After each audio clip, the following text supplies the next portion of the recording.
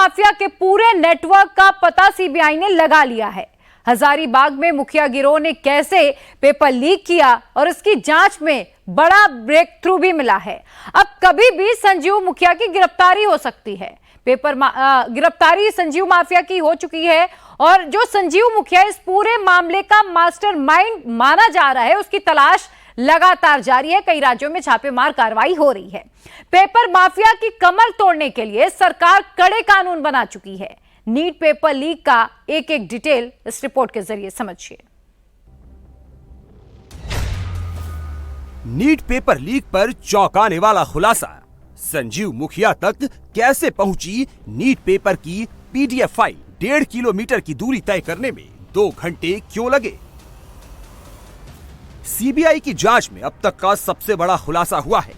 हजारीबाग से पटना नीट का paper PDF file में भेजा गया था। ये फाइल किन हाथों से होती हुई कहां तक पहुंची, इसकी कड़ियां सीबीआई जोड़ने में लगी है। पहला किरदार पेपर लीक माफिया संजीव मुखिया है। संजीव मुखिया ने सबसे पहले अपने भांजे रॉकी को पेपर भेजा। रॉकी ने ही पेपर के आंसर हल करवाए और फिर क्वेश्चन के साथ आंसर पटना में चिंटू उर्फ बलदेव को भेजे। चिंटू के साथ पटना के लर्न एंड पब्लिक स्कूल में पिंटू प्रिंटर के साथ मौजूद था। पिंटू ने ही प्रिंट निकालकर वहां मौजूद 20-25 बच्चों को आंसर रटाने के लिए दिए थे।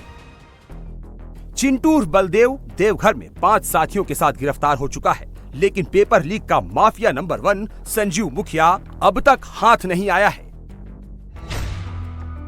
संजीव मुखिया नालंदा के नगर नौसा का रहने वाला है। वो एग्रीकल्चर इंस्टीट्यूट में टेक्निकल असिस्टेंट है और नीट समेत 1 दर्जन से ज्यादा पेपर लीक में आरोपी है। पेपर लीक में सीबीआई की जांच में 2 मेन सेंटर है, एक हजारीबाग और दूसरा पटना। दावा है कि पेपर हजारीबाग में लीक कराया गया और पटना में छात्रों को बांटा गया। संजीव मुखिया ने नीट पेपर लीक के लिए learn and play public school को ही क्यों अड्डा बनाया? क्योंकि इसका मालिक प्रभात रंजन, किराएदार आशुतोष और रूम बुक करने वाला मनीष प्रकाश तीनों नालंदा के रहने वाले हैं। व्हाट्सएप में पेपर की पीडीएफ फाइल लाने वाला चिंटू और प्रिंट करने वाला पिंटू भी नालंदा के ही रहने वाले हैं। मुखिया के गिरोह ने इसलिए प्ले एंड लर्न स्कूल को अपना अड्डा बनाया। पेपर लीक के चश्मदीद आशुतोष और लड़कों को कमरे में लाने वाले मनीष प्रकाश को सीबीआई ने पटना से गिरफ्तार कर लिया है।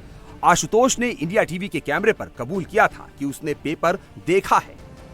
लड़के 4 कह के आए, बाद में उनकी संख्या 20-25 हो गई, तब भी आपको संदेह नहीं हुआ, तो ऐसे में आप पर संदेह तो बनता ही है ना।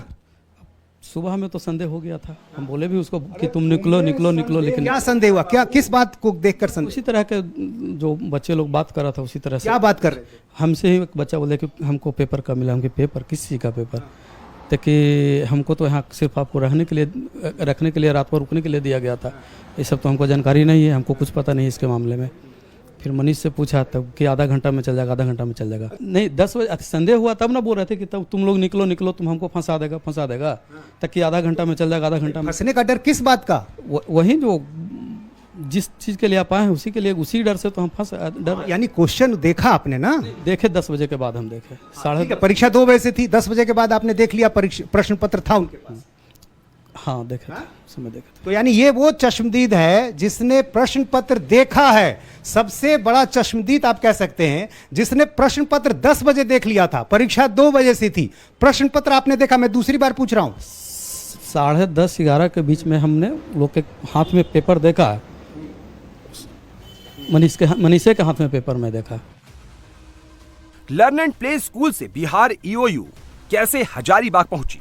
जली हुई जो booklet learn and play school के छत पर मिली थी, उसमें एक नंबर लिखा था। जब उस नंबर की जांच हुई तो वो बुकलेट हजारीबाग के ओएसिस स्कूल की निकली। तो क्या संजीव मुखिया ने ओएसिस स्कूल से पेपर लीक कराया या बैंक और कुरियर कंपनी से? सीबीआई ने हजारीबाग में जब जाल बिछाया तो कई हैरतअंगेज जानकारियां सामने आई। हजारीबाग में पेपर डिलीवर करने का जिम्मा ब्लू डार्ट कंपनी का था। कंपनी के दफ्तर और एसबीआई बैंक की दूरी सिर्फ 1.5 किलोमीटर है। यहां ई रिक्शा से पेपर भेजे गए। 1.5 किलोमीटर की दूरी तय करने में 2 घंटे का वक्त लगा। सीबीआई ने ई रिक्शा चालक को ट्रेस कर लिया और उससे पूछताछ जारी है। ई रिक्शा चालक हजारीबाग के नूतन नगर का रहने वाला है। अब सवाल उठता है कि जिस नीट पेपर से 24 लाख स्टूडेंट की जिंदगी जुड़ी हुई थी, उसकी हैंडलिंग में हर मोड़ पर लापरवाही क्यों की गई? नीट के पेपर ई रिक्शा से क्यों भेजे गए? बैंक के पास कोई रिसीविंग क्यों नहीं है? पेपर के बॉक्स कब आए? किस हालात में आए? ईओयू ने जांच रिपोर्ट में साफ कर दिया है कि हजारीबाग से ही पेपर लीक हुआ। सीबीआई ये पता लगा रही है कि कुरियर कंपनी और बैंक जाने के दरमियान पेपर लीक हुआ या फिर ओएसिस स्कूल में। फिलहाल सबसे बड़ा शक ये है कि बैंक और कुरियर कंपनी के बीच कहीं संजीव मुखिया गैंग ने खेल किया। नीट का पेपर 4 मई को था और हजारीबाग में बैंक में पेपर 3 मई को पहुंच गया था। लेकिन सीबीआई के सामने बड़ा सवाल है कि ओएसिस स्कूल के प्रिंसिपल उस्मानुल हक 3 मई को एसबीआई के दफ्तर क्यों गए थे? प्रिंसिपल एहसानुल हक सीबीएसई के डिप्टी कोऑर्डिनेटर भी हैं। इन्हें एनटीए ने नीट एग्जाम में 4 जिलों रामगढ़, चतरा, कोडरमा, हजारीबाग में एग्जाम कराने की जिम्मेदारी दी थी। ये सीबीआई के घेरे में है इसलिए क्योंकि जली हुई बुकलेट नंबर इन्हीं के स्कूल की थी। संजीव मुखिया देश का सबसे बड़ा पेपर माफिया है। उसका नेटवर्क बिहार, झारखंड, उत्तर प्रदेश, राजस्थान, दिल्ली, पंजाब और हरियाणा तक फैला हुआ है। संजीव मुखिया का नेटवर्क कैसे पेपर लीक कराता है, ये जानकर सीबीआई भी हैरान है। सबसे पहले प्रिंटिंग प्रेस के कर्मचारियों से सेटिंग की जाती है। अगर वहां से नहीं निकाल पाए तो पेपर पहुंचाने वाली कुरियर कंपनी को यह गिरोह अपने साथ मिलाता है। इसके बाद बैंक में भी कर्मचारियों को मिलाकर पेपर लीक कराने के कई सबूत एजेंसियों को मिले हैं। सेंटर से भी पेपर लीक कराने में संजीव मुखिया गिरोह उस्ताद माना जाता है। संजीव मुखिया कितना शातिर है उसका अंदाजा इस बात से लगा सकते हैं कि 2010 में उसने ब्लूटूथ से ही कैंडिडेट को पेपर सॉल्व कराया था। 2016 में बिहार सिपाही भर्ती लीक मामले में संजीव का नाम आया। बिहार शिक्षक भर्ती परीक्षा के पेपर लीक मामले में भी संजीव आरोपी है। फरवरी 2024 में हुए यूपी पुलिस भर्ती पेपर लीक में भी संजीव का नाम आ रहा है। पेपर लीक से जुड़े मामलों में संजीव पहले 2 बार गिरफ्तार भी हो चुका है।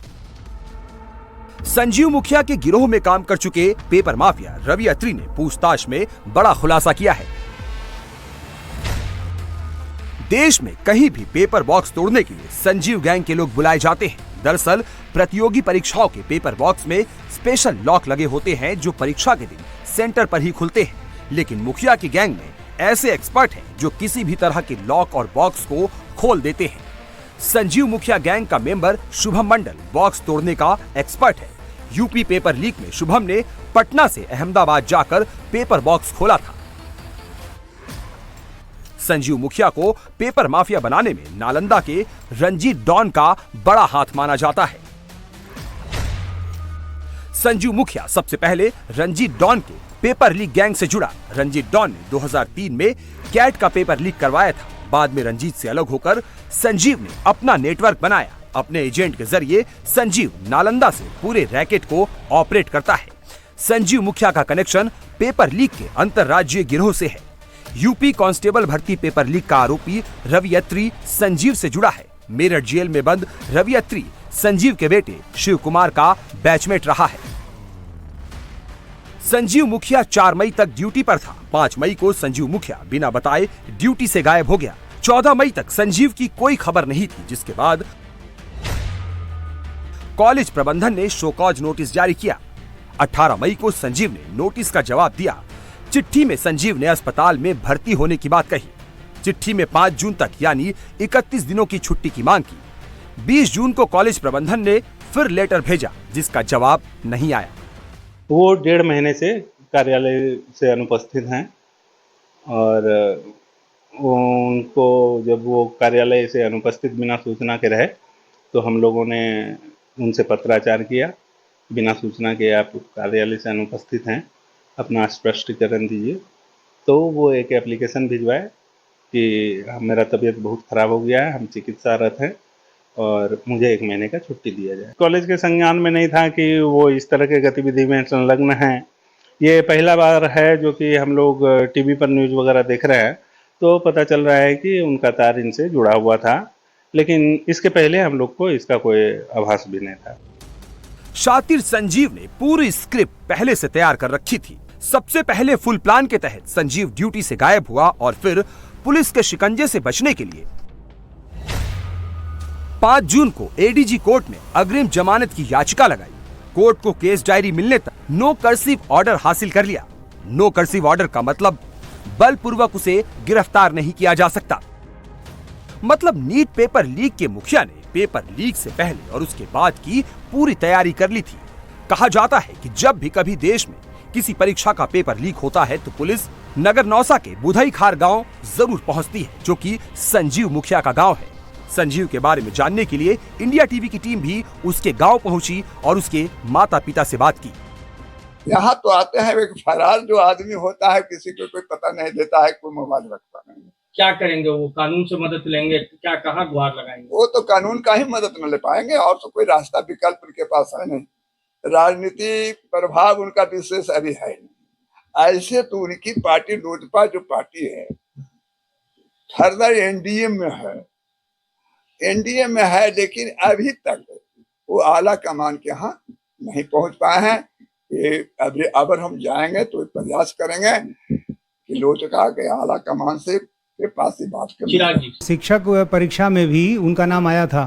तो शिक्षक परीक्षा में तो काम किया था तो वो नाम आया था, ठीक था। अब बाकी आओ काम में नहीं किया तो उसमें इस परीक्षा में एक सिकंदर यादवेंदु नाम का आदमी पकड़ा गया है, जूनियर इंजीनियर है। उसने पुलिस को बयान दिया है कि संजीव, रॉकी, नीतीश, अमित आनंद, ये 4 लोगों के वो संपर्क में था और इन लोगों ने उसकी मदद की है। ये 4 सेटर थे। तो एक नाम खुद सिकंदर यादवेंदु ने बताया। तो झूठ बोलता है, झूठ बोल रहा है। तो फिर आपके बेटे पुलिस के सामने आ क्यों नहीं रहे? कहे ना, और आज हम जाने तो आपके संपर्क में तो होंगे, कहाँ छिपे हुए हैं? संपर्क में नहीं है। सरेंडर करेंगे? हम नहीं जानते। आपसे बात हो रही है? ना, हमसे बात 2-3 महीना से नहीं हुआ है। 3 महीना से घर ही नहीं आए? हमसे बातें नहीं हुआ है। देश को भले अब पता चला हो, लेकिन संजीव मुखिया के गांव वाले कई सालों से जानते हैं कि वो और उसका डॉक्टर बेटा शिव कुमार पेपर लीक के गोरख धंधे में शामिल है। संजीव मुखिया को आप जानते होंगे, पुलिस ढूंढ रही है उनको। हाँ, तो अभी नहीं पकड़ाया है। नहीं, अभी पकड़े नहीं गए, फरार चल रहे हैं। गांव में देखा आपने? ना, गांव में तो भागल है यहाँ से। और उसका बाप जनक महतो गया है, उसका पैरवी कर रहा है। पटने में उसका मकान है। कृषि विभाग में नौकरी करते हैं? नौकरी करता का तो नूरसराय में। तो कौची नौकरी करेगा? वो तो दिन भर यही सब काम में रहता है, नंबर 2 वाला रोजगार में। तो इसलिए नौकरी चौकरी कुछ न करता, खाली नाम है। बिहार में जाली आदमी की कमी है यहाँ, यही सब है।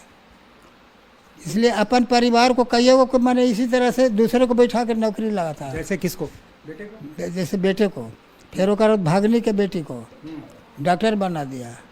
तो बेटा भी उनका डॉक्टर है? हाँ, बेटा डॉक्टर है, उसको भी दूसरे को बैठा करके अपना एडमिशन करा दिया, पैसा से पास करा दिया, हो गया। अच्छा, ये काम पहले से वो करते रहे? पहले से कर रहा है। कहने का मतलब आपका भी कहना सही है, पुलिस ढूंढ रही है, लेकिन हम लोग यही सुने हैं कि मतलब पेपर लीक मामले में इनको भी मतलब नाम है विशेष, और हम लोग नहीं जानते हैं। इसके पहले वो मुखिया भी रह चुके हैं, उनकी पत्नी। हाँ, फिर विधानसभा भी चुनाव लड़े हैं। ऐसा कुछ नहीं है। गांव में उनका रिस्पांस बहुत अच्छा है, ऐसा कुछ नहीं है। गांव के लोग कैसे देखते हैं उनको जब इस तरह के आरोप लगते हैं? ये गाँव में वो प्रतिनिधि थे, बढ़िया अच्छा काम किए हैं, न समझे, बढ़िया काम किए हैं। यही हम लोग तो यही जानते हैं कि बढ़िया काम करते हैं। जब ऐसे काम के बारे में जानकारी मिली कि पेपर लीक कराते हैं, पुलिस ढूंढती है, तो आप लोग? हम लोग को यकीन नहीं हुआ कि ये सब करते हैं वो। हम लोग को भी मालूम नहीं था, हम लोग चौंक गए। फिलहाल पटना, हजारीबाग के अलावा गोधरा में भी सीबीआई की टीम जांच कर रही है। सीबीआई ने गोधरा के जलाराम स्कूल के प्रशासक दीक्षित पटेल से पूछताछ की है। इसके अलावा 5 बच्चों और उनके पेरेंट्स से पूछताछ की गई है। यहाँ पर OMR शीट परीक्षा के बाद भरे जाने के आरोप लगे हैं।